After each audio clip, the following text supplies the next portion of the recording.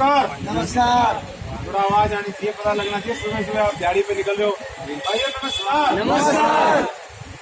साथियों, आप सभी वो व्यक्ति हैं जो हमारे देश को, प्रदेश को, जिले को निर्माण कर रहे हैं। यदि आप लोग नींव का पत्थर के रूप में काम कर रहे हैं, यदि आप नहीं हैं तो ये सुंदर सुंदर जितनी बिल्डिंगें बनी हुई हैं, ये बिल्डिंगें नहीं बने। अगर कहीं किसी मकान के लिए किसी व्यक्ति को आवश्यकता है तो वो आपके जिनसे काम लेते हैं। तो साथियों, आप लोगों की दुर्दशा देख के मुझे बड़ा महसूस होता है, मुझे अफसोस होता है कि हमारी जो रीढ़ की हड्डी है, मजदूर व्यक्ति है, किसान व्यक्ति है, उसके लिए सरकारें कोई काम क्यों नहीं करती। केवल एक बार वोट लेकर चुनावों का झुंझुना आपको पकड़ाकर उसके बाद आपकी सुध नहीं लेती, ऐसा क्या कारण है? क्या आप लोगों ने कभी इस बारे में विचार किया है? साथियों, सोचा है कभी आप लोगों ने इस बारे में? मैं बताता हूँ क्या बात है। हम लोग संगठित नहीं है, हम लोग अपने स्वार्थ में गिरे हैं। किसी व्यक्ति को, 2 लोगों को, 4 लोगों को, 5 लोगों को अपना स्वार्थ के लिए हम लोग इकट्ठे नहीं हो पाते। बचपन में सबने 2, 4, 5 क्लासें तो पढ़ी होंगी। हमने पढ़ा होगा जब हमारे बड़े बुजुर्ग कहते थे भी एकता में बल है, उसके लिए हमें एक उदाहरण देते थे।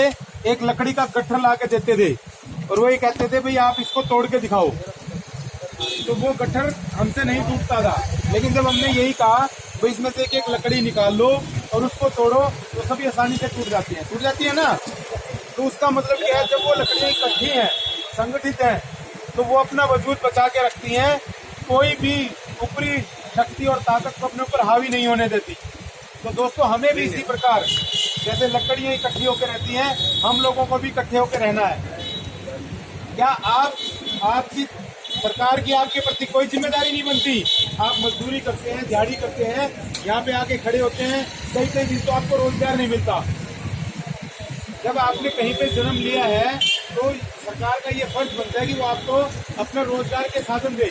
आपके जो बच्चे हैं उनको पढ़ाई के साधन मुहैया कराए, उनको रोजगार के साधन दे, लेकिन क्यों नहीं दे पा रहे हैं? जब वोट लेने होते हैं जब तो वो 1 मिनट में आ जाते हैं, जी हमें चुनाव में वोट दे दो, उसके बाद हमारी जात नहीं पूछते। ऐसा ही है ना।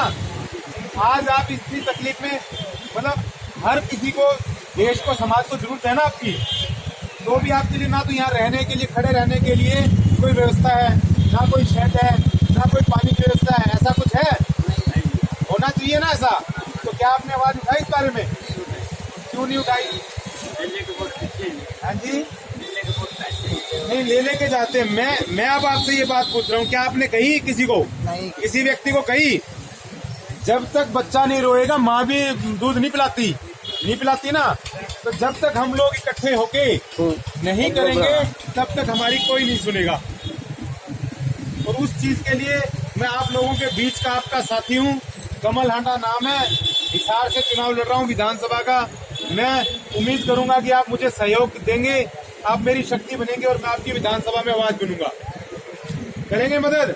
पक्का? कहीं फिर वो हम फिर अलग अलग हो जाएं।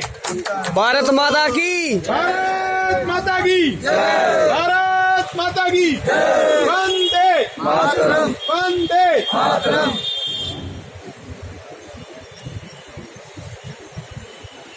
अब की बार कमल हांडा। अब की बार कौन? कमल हांडा सरकार। अब की बार कौन? अब की बार कौन? सभी फोन नंबर आपके पास है, कोई भी दिक्कत हो, कोई दुख तकलीफ हो तो मुझे जरूर याद करना। मैं आपके साथ दिन रात खड़ा मिलूंगा। ठीक है जी, धन्यवाद भाइयों।